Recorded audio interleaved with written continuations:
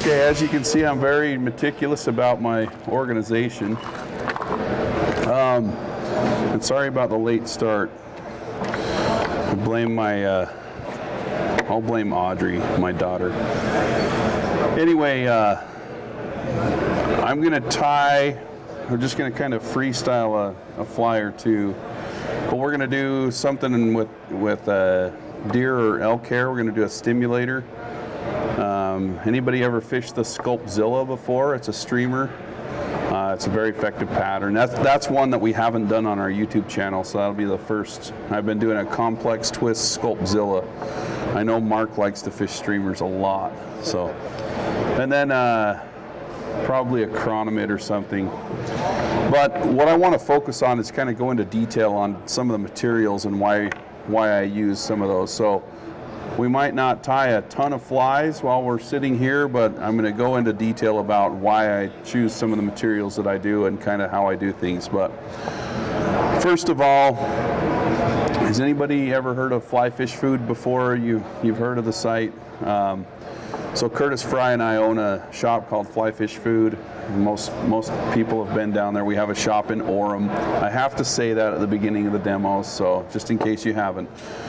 But we focus on kind of creative flies that might solve a problem that haven't been solved already, but creative stuff. I'm an artist. That's how I got into fly fishing. I did art in high school quite a bit, so this is kind of the medium that I choose now. But the other thing is we have a YouTube channel with over 300 videos now. You can either watch us tie flies, or you can watch us banter back and forth with each other as we fish. So we have a few vlog style videos. We do a lot of stillwater fishing. We do a lot of river fishing. This is my family right here, so bad attitude. Anyway, so we'll do the streamer first. And I can't see what you guys see, so if anything's fuzzy or if I need to hold something up or down or whatever, just shout out. I usually have Curtis yelling at me to behave myself behind the camera. But this fly is designed to be a shanked fly. I hope I brought those shanks. Oh, Audrey, come here. In my stuff, I have 2 big boxes of hooks. I need them both. Will you grab them for me? Kids are great. Okay, so for the back half of this fly, it kind of hangs on a piece of, the original fly called for backing, but I use braided line. For those of you who don't know me, I have a bass boat. I have a bunch of heathen gear, bait casters and spinning rods. I love fishing that way for bass, so I have a whole bunch of 65-pound braided line. This stuff's better than backing to create your articulation tails that really want to move a lot. For streamers, for just a double-hooked streamer, I prefer just like the nylon-coated stainless steel wire like beadlawn. But for certain applications, Power Pro is your friend. And you can get it at Walmart. This is brand new kit that I haven't even broken out yet, so we'll see how good the loon stuff is right out of the box. But the first thing that I'm going to do is I'm going to take a healthy section of braid, and I find it easiest to string these on with the hook in the vise. So I'm just going to poke it through, come underneath it, and then poke it back through the other side. Yes. She follows instructions unless it's bedtime. And she's embarrassed now. Okay, so once I have this kind of how I want it, I'll trim that off, and you can dial in kind of how much you need if you want to pre-cut a bunch of these so you don't waste a bunch of it like I always do. So once I have that tied on here, I'm just going to tie on my thread, and I'm going to cover up that little almost knot that I made here. So from here, what I'm going to do is I want this hook to ride hook point up. So when I fish this fly, I can really just drag it along the rocks and it won't snag. So in order to do that, I'm going to take a piece of zonker strip. This one's, I think, a tiger barred zonker in olive and black, something like that. And a lot of times when you tie zonkers onto hooks, they foul around the hook point. You want to make sure that that doesn't happen. So the best way to do that, I'm going to tie this in right here at the hook eye, but I'm going to tie it on the underside like this. So if I make sure that the leather doesn't go past the bend of the hook, then I'm pretty much guaranteed that that's going to be able to move freely and it's not going to snag. So once I measure that out, I can find a little tie-in point in the rabbit. So if I lick my fingers, well, this is kind of a staticky piece. Whoever touches this fly is going to get some DNA on it. So I'm actually going to pull a little bit more back. So there's my tie-in point right here.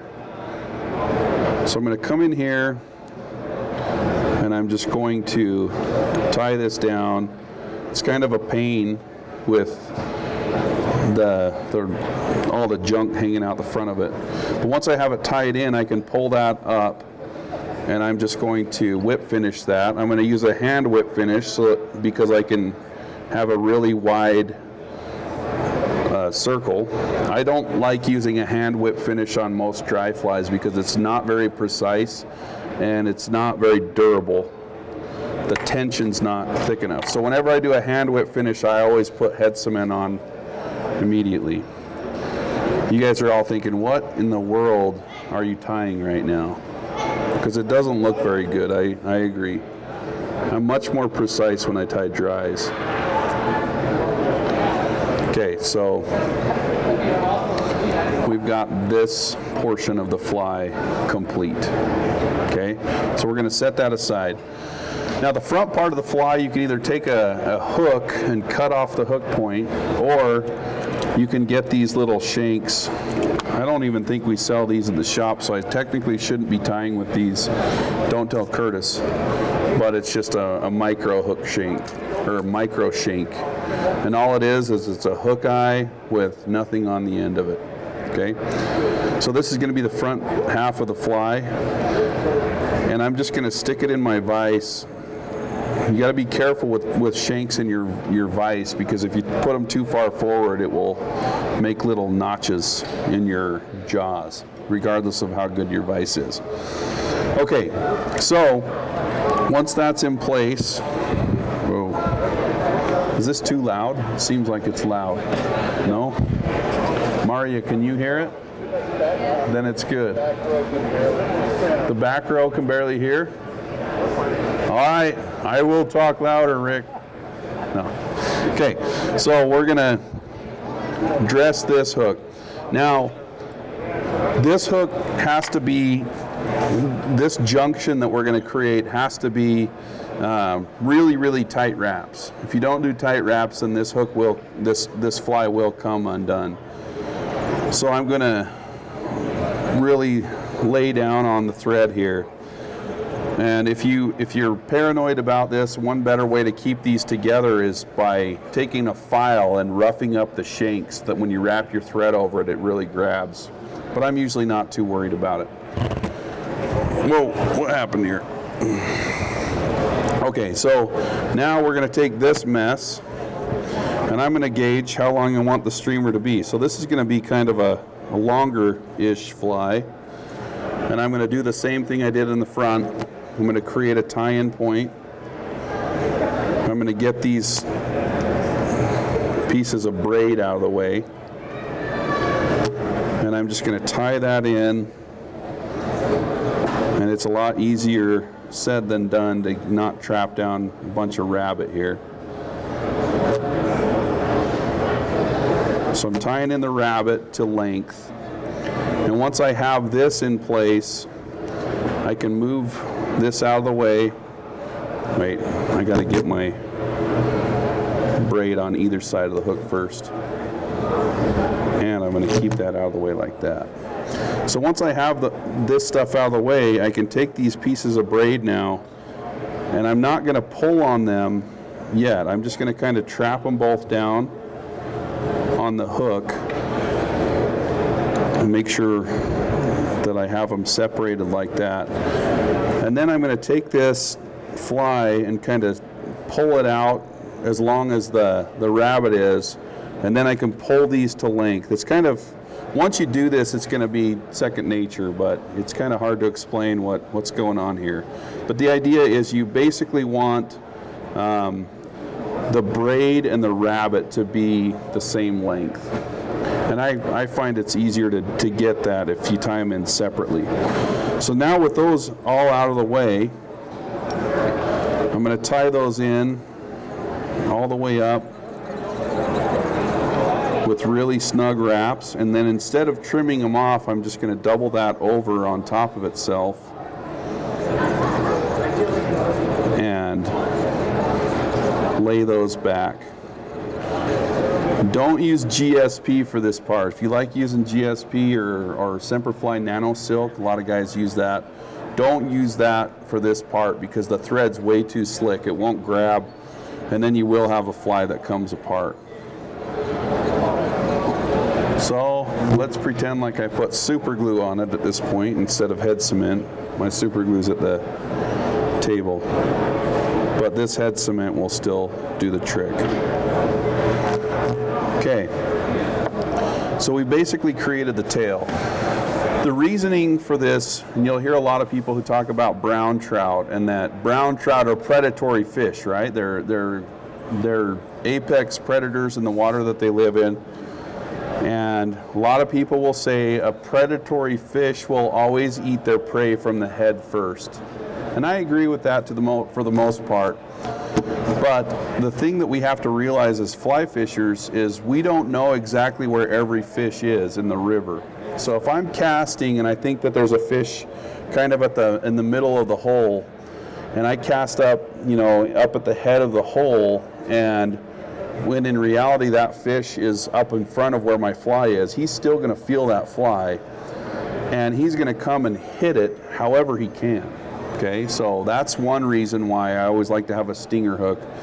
The other reason is fish, when they have territory battles, think of, they don't have fists. They can't fight each other.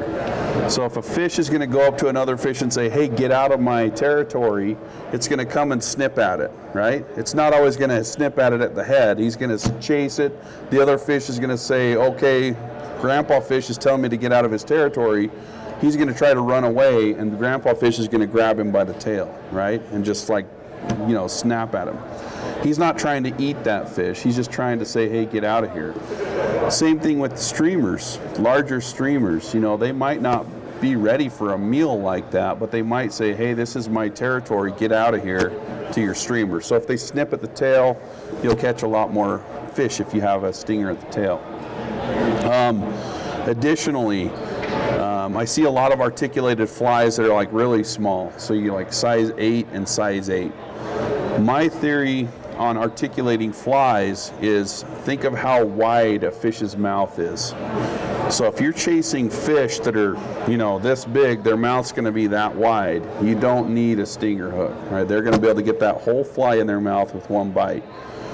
But if you're fishing the Provo River, the Weber, some of those other rivers with, 16 to 20 inch fish, their mouth is going to be about that wide. If your fly is over this width, you probably should put a stinger hook on, okay? But there's no sense in my mind to articulate a hook or a fly that's really, really small, because a fish that's going to eat a streamer will be able to get the whole thing in their mouth anyway. Does that make sense? Am I just rambling? Yeah? Okay. You can tell me to be quiet anytime, except for you, Audrey, you can't. Okay. So, has anybody heard of the fly called the complex twist bugger? Anybody? Yeah. So it's a fly that I developed a while back out of necessity because I didn't want to tie Cheech leeches for all my buddies that I was fishing with. So I spun up a few of these bugs, went out and fished them, and they crushed. They just did really, really well. They're simple, they're durable, and it uses a technique that I've now adapted for a lot of different other flies, including this one. So this is going to be using the technique I use for the complex twist bugger, which is on our website, but I'm going to use it to create the front half of this fly. So this material is a chenille that only has fibers on one side. This is called polar reflector flash.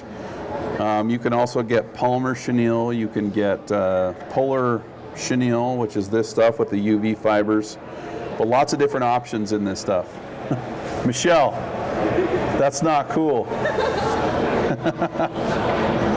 So I'm going to take one, these are cool, these are from Montana Fly, grizzly schlappen, and a lot of people who come in the shop want good long schlappen. This is a whiting American saddle, okay? So if you turn this over and you grab these, like that's money schlappen right there. So these American saddles are awesome. Here's a white one, or I mean a yellow one. Look at that. That's whiting. Mark likes whiting stuff. Okay, so I'm going to take both of these.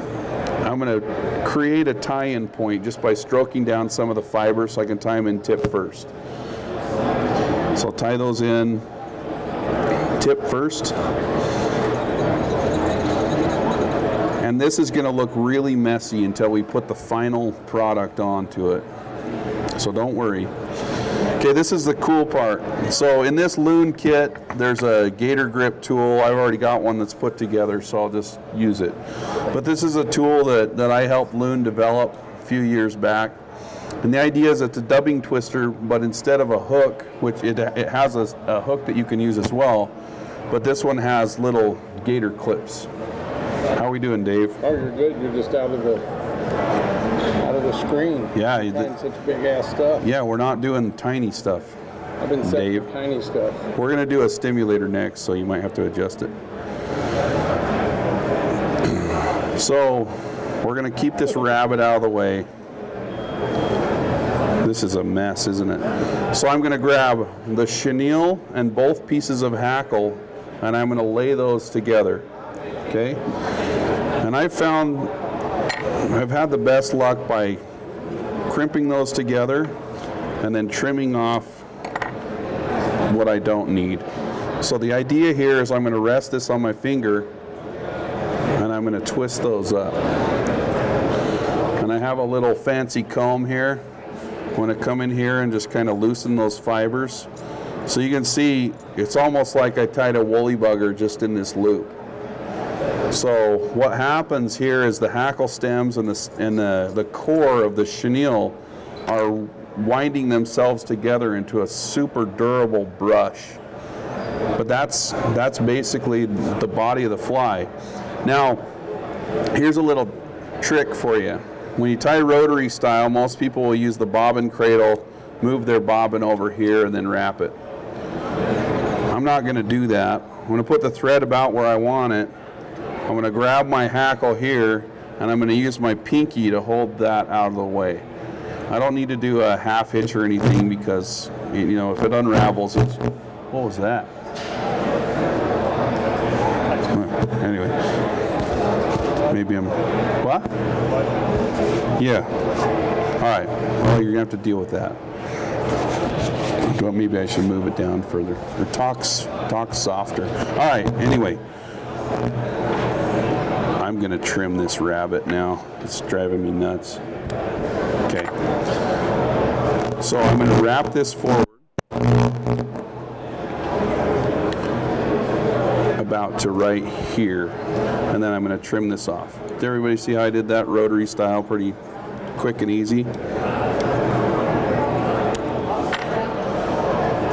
So I could have done a fly twice as long as this with this complex twist technique. I don't think it's my voice that's doing it. I'll blame it on the electronics. All right, so I reinforce that a little bit. I'll take my comb again and I'll just kind of brush those out. And now you can see I've got multiple colors and flash in that same body. If you were to do that by wrapping one fiber over the other, it would mat it all down. But by doing the complex twist version, it's actually a pretty lightweight body, doesn't retain a whole bunch of water. So it's good. All right, another unique thing, you guys played with these sculpin helmets at all? It's kind of a cool product that keeps the profile of a hook, or the profile of a sculpin, pretty flat. So I'm going to use one of these, but I'm not going to put it on yet. I'm just going to kind of size where I need to end the fly. So we're about where we want to be, so we can move forward. From here, I'm going to take this comb and just kind of part these feathers. What's going on? I didn't do it. Sure. Let's see if this helps. We'll try it this way. Can you still hear me? All right. Okay, so I'm going to part these feathers, and I'm going to pull this zonker strip now down the middle of this body. Another tie-in section. If you use snug wraps, it shouldn't take much to tie it down. Here's another trick that I didn't realize I was doing until someone pointed it out, but if you barely open your scissors, don't open them up all the way, just barely open them, and you slide them in right on top and bottom of that leather, and then just trim it off, you're not going to cut off any of these fibers onto this zonker strip, and you can use it for your next fly without having to waste any. So consider yourself educated on that. Okay, so what's that? Well, I thought I had a heckler, which wouldn't surprise. Okay, so we're going to create kind of a bulkier head now, and we're going to use a material called Bruiser Blend. You guys played with this stuff? This is the mega dispenser of it. Well, it's an acrylic dubbing, so it doesn't absorb water and it keeps its shape in the water. So I use this quite a bit with streamer heads because it kind of creates a little bit bulk. It's really easy to work with, and I actually developed this product. You can only get it through our shop. And I'm going to use a color that we developed. It's called Barf Brown. It's got just the proper amounts of greens and reds. There's an experience behind this. If you have kids, you end up naming stuff Barf Brown. Audrey, take notes. So I'm just going to take a clump of this, I'm going to put it right on top, and I'm going to do a loose wrap around it, maybe two, and then pull it straight down. Okay, and then I'm going to push it back on top of itself. I might have to move that a little bit forward.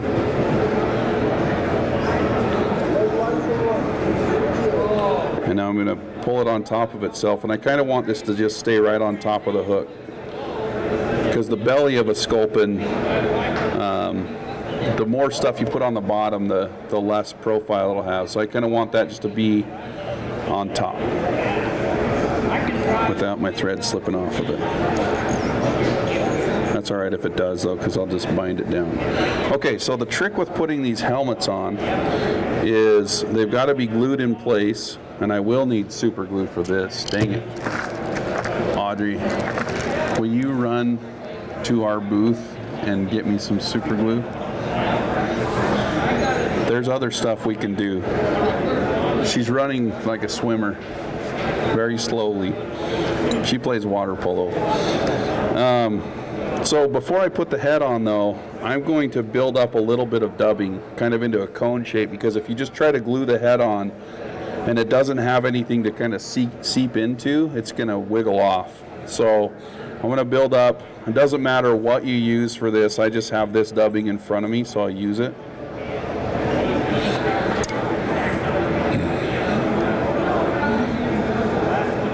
And this can be messy, and I kind of want to wrap my thread through it as well.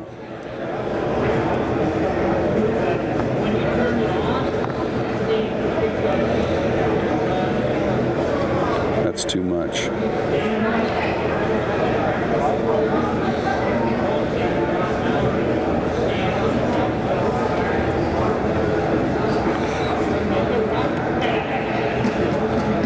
Strong work, Audrey. This is Brandon. This is Brandon's? Then we'll pour it out.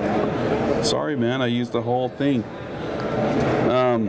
Okay, I just looked at this fly for a second and it doesn't look very good right now, so we'll pretty it up a little bit. Another hand whip finish. Alright, so we're ready for the head.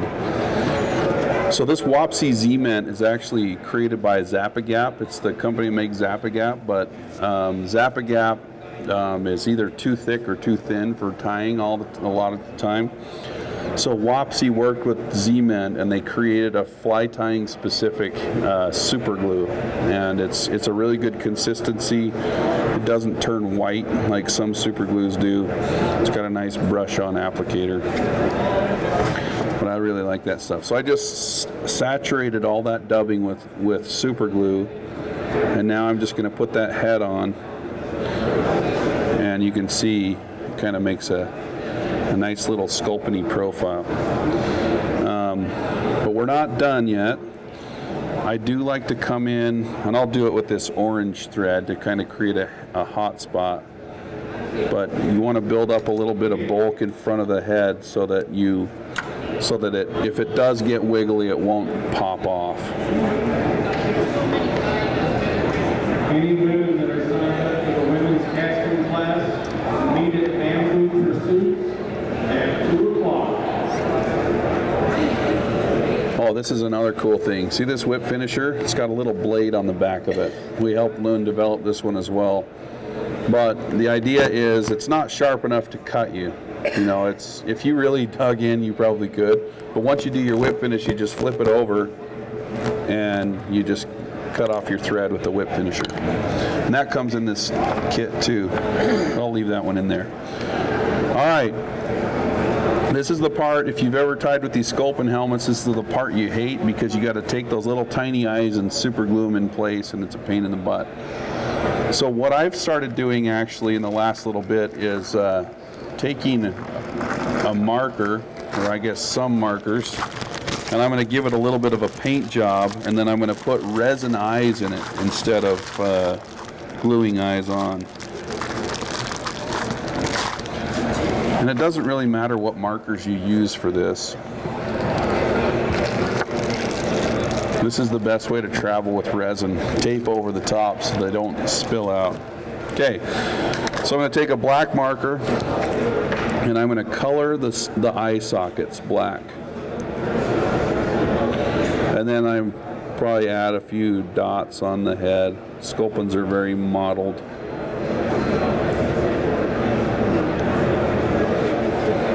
And then I'll take, I guess brown's not going to show up on brown.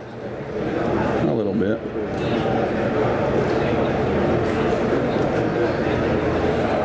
And then you can get creative and color the bottom like a yellowy color that shows up better on the olive heads. Okay, you're thinking right now, well, that marker is just going to wash off as soon as you start fishing it. Well, I'll show you a way to prevent that. But first things first, we're going to tie on, or we're going to put on the eyes. So this is Loon thick resin. They have 3 different consistencies: thick, thin, and flow. How are we doing on time? What time did we start? All right, we got time for a stimulator. So what I'm going to do is I'm just going to take this resin, and because it's thick, and I'll just put it in those eye sockets. It's going to kind of bug out like little eyes. I'll take this Loon lightsaber thinger and I'll set those eyes. You guys all played with UV resin before? Kind of cool stuff. Okay, now that the UV resin will not adhere to metal. Like if I were to take something and dig it in there, those eyes would pop right out. So in comes Loon's soft head. This stuff is awesome. So it looks white. You put it on white, but it dries clear. And so I'm just going to take a healthy coat of this and put it over the whole head. That's going to lock in the paint job we gave it, and it's going to lock those eyes in place. We'll just put a thin coat, but make sure that it encompasses everything. If you guys have seen the Mousy McMouse face pattern that I tie, this is where I started playing with Loon soft head, but this stuff is bulletproof.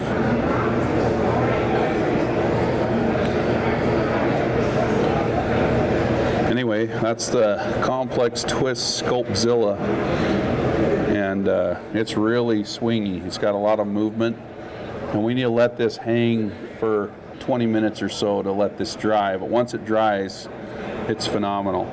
I don't like using UV resin to coat the head because the resin's just not as durable as the soft head. This stuff remains flexible, so if it gets hit by a rock, it just keeps on ticking. So we'll put that right there. Cheech, Yeah, sure. I may have missed it. So you're not using GSP thread. What thread are you using? I just use normal 140 denier ultra thread. That or 210 denier Danville. So anything like that works great. I only use GSP if I'm really yanking down on deer hair. So anyway, any other questions on that one? Just a dumb streamer. I know, you can just tie a woolly bugger and it will work the same. Now I need to find where my stimulator hooks went.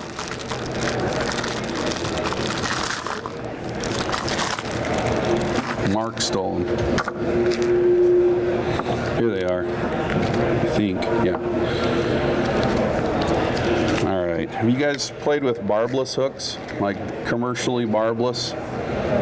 So my theory on barbless, and I'll give you my strong opinion here, but if you take a barbless hook, do this test. If you get some barbless hooks, take a bag and poke it through the bag, okay? Now take a hook in the same size with a barb and poke it through the bag, and you'll notice how much more pressure you need to be able to fully get that hook barb in. So in my opinion, if you fish barbless, you'll actually hook more fish because you don't need to use as much pressure. And you're going to hook them deeper than you will with a barb, therefore retaining your fish. I pretty much fish all barbless unless I'm throwing big streamers or whatever, and then I usually pinch the barb before I start fishing them. But if you do that, you know, I haven't noticed my landing rate go down at all. It's just the same. If you know how to fight a fish with a barbed hook, you'll be just fine fishing barbless. It's better for the fish. It's better for you when you hook yourself in the back of the head. It's better for you when you're fishing with a guy that's never fished before and you've told him, don't stand behind me while I'm casting 40 times, and he gets hooked in the face. That happened once. His name wasn't Curtis this time though. So, all right, this is the Arex 531 hook. It's nice, similar to the Tiemco 200R. Really good hook for stimulators. And for this is a size 8, so I'm going to use 140 denier UTC for this one as well. So I will just kind of tie a little bit down the bend. And I'm going to make a little bit of a bump here at the back. And for the tail on this, you can use a bunch of different stuff. You can use elk hair, you can use moose, you can use deer, you can use whatever. For the tail on this one, I'll use Nature Spirit Select Cow Elk hair, which is really, really good. It doesn't flare too terribly much. And for the wing, I'm going to use Nature Spirit Stimulator deer hair. So I'm just going to get a little clump of this hair. And for this much hair, I can usually just use my fingers to pull out any of the underfluff. That's very critical if you're going to align the tips. And then I have this little tiny Renzetti hair stacker. And the reason I like this is because with these smaller clumps of hair, they stay kind of closer together and they line up really well. So once those are aligned, Stimmy has a pretty short little tail, so you can just eyeball it however you like, but for a size 8, I'm going to go right about there. So as I wrap this on, you can see the more pressure I put on this, the more the hair wants to flare. See that? And that's fine because I have that little bump behind there. Some people tie stimmies with zero flare on the deer hair at all. I think that a little bit of flare on the hair on the tail of a stimulator actually helps with the buoyancy because it creates more surface tension. So I'm going to tighten that down. Now this is kind of a tricky part. Do not let go of the tail until there's no tension, right? If you're still cranking down on this when you let go of the tail will spin around the hook. So I'm going to let go of that. That's a little bit too flary for me, but I'll show you how you can fix that. So I'm going to take all this hair, I'm going to pull it upward, and I'm going to gently wrap my thread forward to where I want the head of the fly to be. Then I'm going to pull all those those fibers forward. And the reason I don't trim it off in the very back is because that creates a big old bump, and it won't create a very proportionate fly. So I just did a few collecting wraps here, and there's no tension on that deer hair, just enough to get them all gathered together, and then I'll pull that tight and then wrap my thread back toward the tail. You could even do a body like that and it would look super cool, but I don't. So once I get back here, I'm going to unwind my thread so that it's nice and flat, and then I'm going to put some very loose wraps right up where the hair comes off. And you see how that tamed that tail? And now we're good to go. That's how to set a tail on a stimmy. A little bit more work than it's probably necessary. Then I'm going to pull all these fibers up and just get rid of them. No waste spin, so Dave gets to vacuum those off the floor. Okay. So once I have that in, I gotta find it, but Big B gave me some wire. You can use wire to counteract hackle on a dry fly. It's totally fine. It's not gonna create any less buoyant of a fly. What did he do here?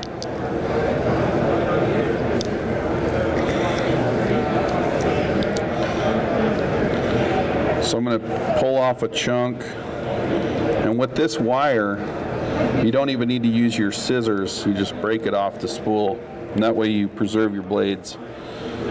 So I'm just going to tie this in.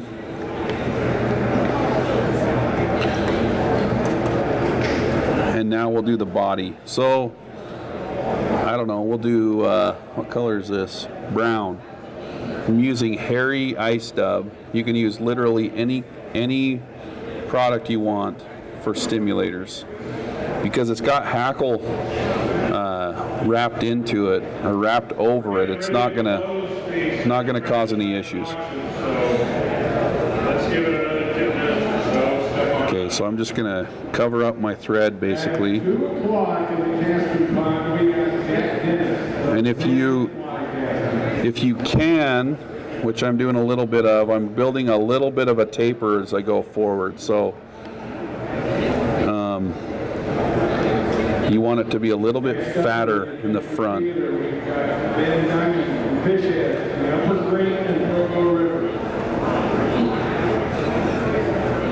So that's about where I'm going to have my wing come over it.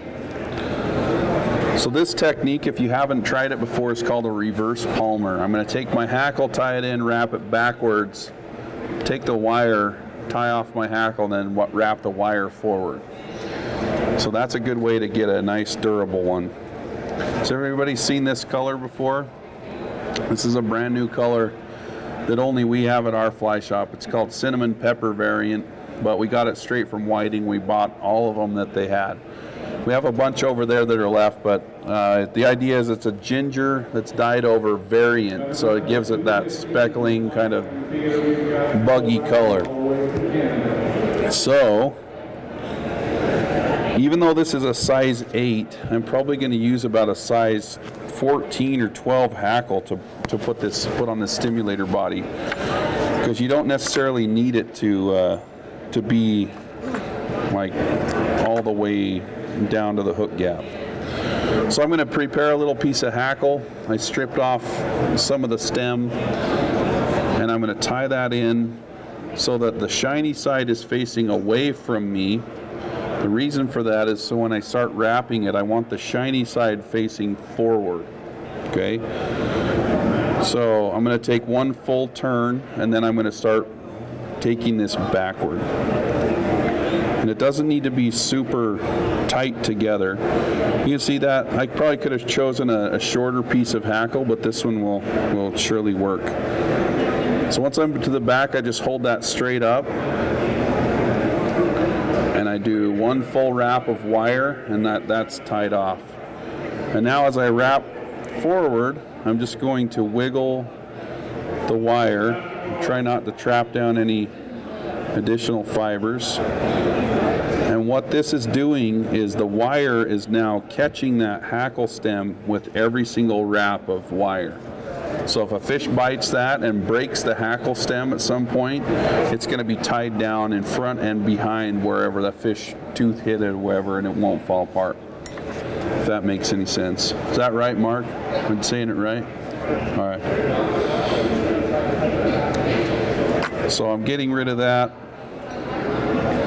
Up here, I can just take the wire and helicopter it. Oh, that's a durable little piece. How are we doing with time? I think I'm done. Am I supposed to be done? No, we're good. So,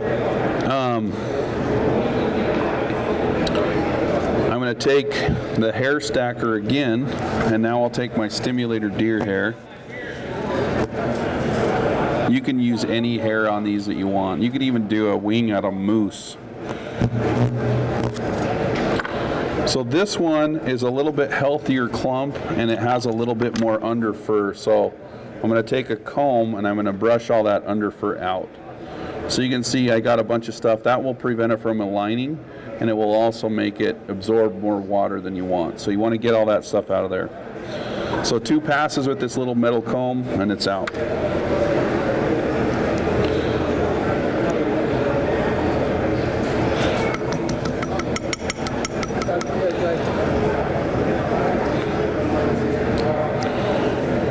So here we are with our aligned tips.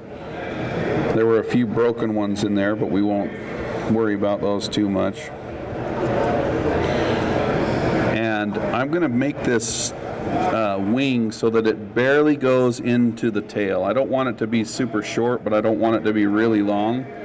Maybe halfway into the tail. So I'm going to pinch that with my offhand. I actually take my thread back where I want it. So I'll pinch that with my offhand, and you want to lay off on your thread on this part. Just do a loose enough wrap to kind of gather it. Do 2 wraps, and then I'll pull down. Okay. Now when I go forward, I can kind of work my thread through that hair a little bit, and do loose wraps through the hair, and then pull down or pull toward myself. And before I let go of this wing, I want to make sure that my thread tension is off.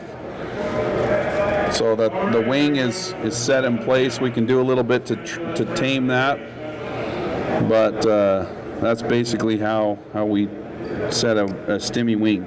Now I'm going to wrap my thread forward again. This time we should be pretty secure. And I should have done this. I kind of let go of the wing just to kind of show you guys, but I can come in here now and trim this up at an angle.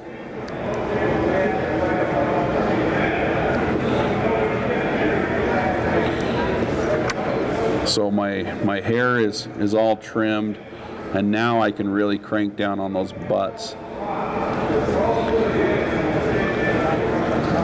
and that's about as much as you need to wrap it in. So if your stimmy wing is like all totally flared out like this, you can take a bodkin. Let's see, this foam's tight. You can take a bodkin and you can come up under the wing and you can kind of curl the hair a little bit. So that's kind of a way to get it to sweep back a little bit, kind of a little trick. All right, so now we're going to choose about a size 10 hackle.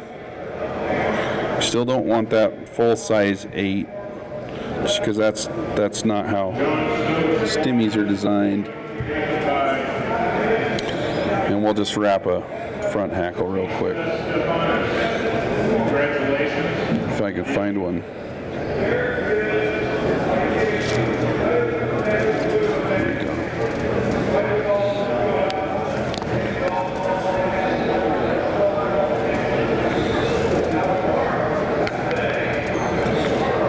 This one's kind of a webby one, so I'll cut off quite a bit of it.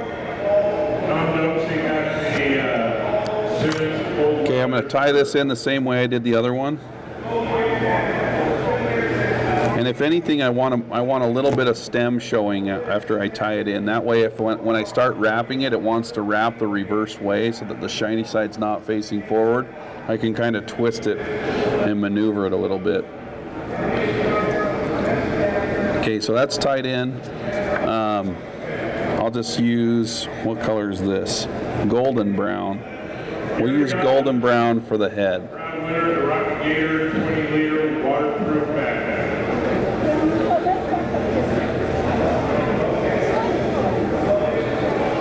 And with the production stimulators, usually you'll have a really fine, smooth dubbing on the back and something more buggy up in the front. Okay, so once I have that dubbed on,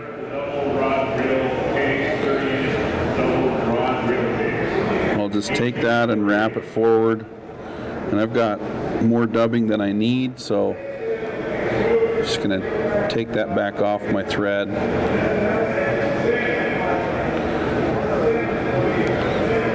So that, see how that tapers down? If that were just a thread taper down, your hackle would want to slip forward. But with dubbing, it will dig down into the dubbing, so it's not as bad. So now I'll just take my hackle and wrap that forward through, tie it off.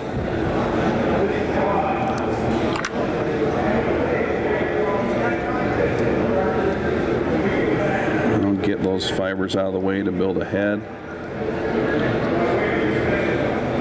And that's basically it. So with the stimulator, there are lots of different variations you can do. On our YouTube channel, we just put out a stimmy with rubber legs on it. I also do a fly called the butt head, and the butt head has a CDC underwing. It has a hot spot for the head and the tail, and it doesn't have hackle on the body. So it's like a cheater stimulator, but it fishes really well. But if you fish any type of attractor, any type of terrestrial, stimmies are a really good bet. We're good to go? Done? We're done. Yeah. All right.